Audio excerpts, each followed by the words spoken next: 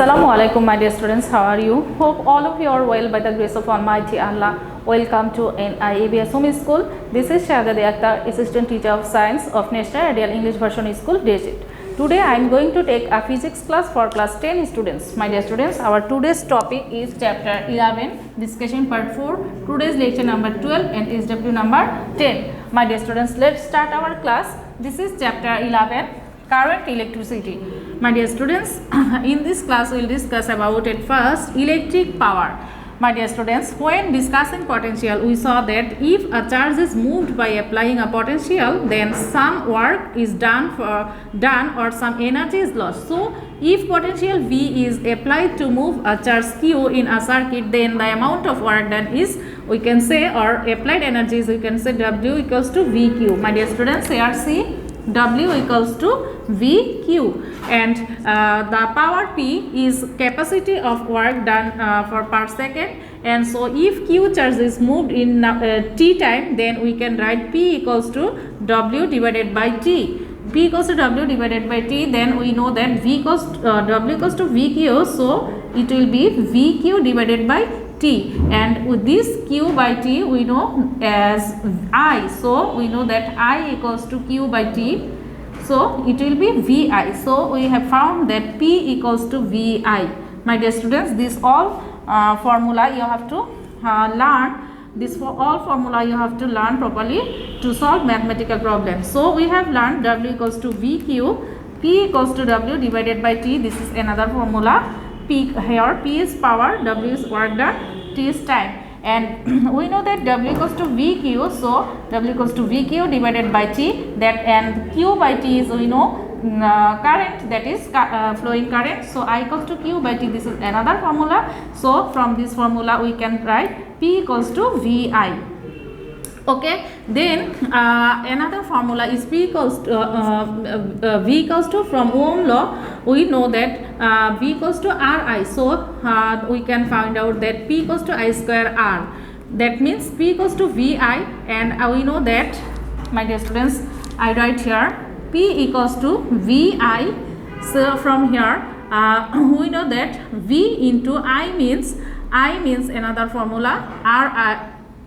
V equals to Ri. From Ohm law we know that V equals to Ri, so Ri into I, so here I square R, so P equals to I square R. We have learned that this formula also, and from here another formula I equals to V by R. For Ohm's law we know that I equals to V square by R. So from here we can write also P equals to V divided by R whole square into R, so it will be V square divided by R. So this is another formula, P equals to V square divided by R. So my dear students, all of this formula we have to learn properly to solve the mathematical problem. If electricity flows through a resistance for time T, then W equals to PT, that is this energy, W equals to PT, this energy is supplied there. And where does this energy go? So when you use a resistance in a circuit, and if you pass enough electricity through this resistance, then we will notice that it always gets hot. So that means the electrical energy evolves as heat energy. So if we touch these bulbs with our hands, we can feel how much heat is created, and this energy is created as I square R or V square divided by R in every second.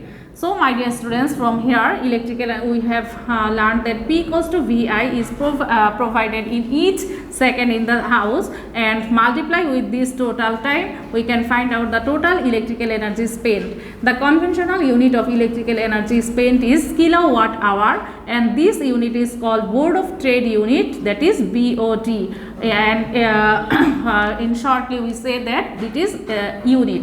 So my dear students, underline this one. This is a knowledge based question, what is called BOT. The conventional unit of electrical energy spent in kilowatt hour is called this is called Board of Trade Unit or BOT or unit. So the electric bill we pay is calculated in this unit. My dear students, now we solve a mathematical problem. Now we'll solve a mathematical problem. See, here given the question, what is the resistance of the filament of 100 watt bulb? So my dear students, 100 watt is written on 220 volt bulb. So we know here given the volt equals to 220 volt, and here given the power is 100 watt. Okay, 100 watts. This is power. This is called power, P. So we have to find out what is the resistance, that means R. We have to find out the R, resistance R. So my dear students, here given voltage and power, and we have to find out the resistance R. So we know the formula, that is R, P equals to V square by R. P equals to V square by R. So from here we can find out the resistance R. R equals to V square divided by P. Then V given here 220 volt, and P here given 100. So from here, by doing this calculation, we can find out the 484 ohm. This is the resistance of this bulb.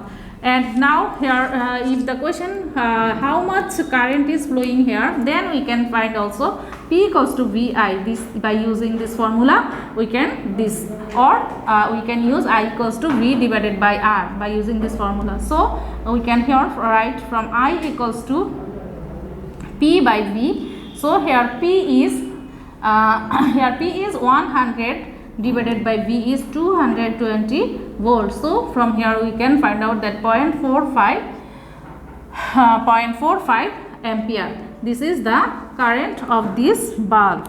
Okay, so my dear students, now next mathematical problem. See, if a bulb is 60 watt is lit every day for 5 hours for 30 days, then what would be the electric energy uses? If each unit has a price of 10 taka, then what will be the total cost for this electricity? My dear students, now we'll solve this mathematical problem, and this type of mathematical problem is very important for exam, for your creative question. Okay, to solve the creative question. And so from here we can write, if a bulb is 60 watts is lit every day for 5 hours 30 days. So my dear students, the spent energy, we have to find out at first the spent energy. So we know that spent energy is P into T. This is the formula of spent energy, P into T divided by 1000. This is kilowatt hour. We have to convert this in 1 kilowatt hour. Okay, so we have to divide with 1000. So now here what is the power? Now we have to find out what is the power, what is the energy of this, what is the energy here is spent. So spent energy is here P into T here equals to here given 60 watt, 60 into 5 hours 30 days. So 5 into 30. Okay, my dear students, here see 60 into 5 into 30 and divided by 1000 unit. This is called unit, or this is called unit or BOT.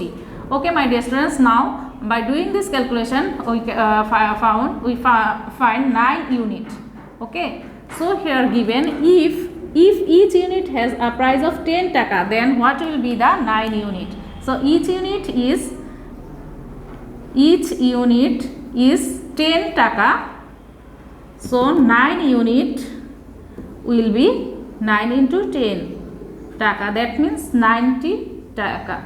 So my dear students, what will be the total cost of this electricity? So the total cost will be 90 taka. My dear students, I think all of you have understood this mathematical problem.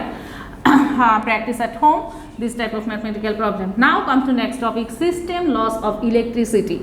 My dear students, now we will discuss shortly this the system loss of electricity, load shedding, safe uses of electricity. Okay, what is system loss of electricity? This is important knowledge based question.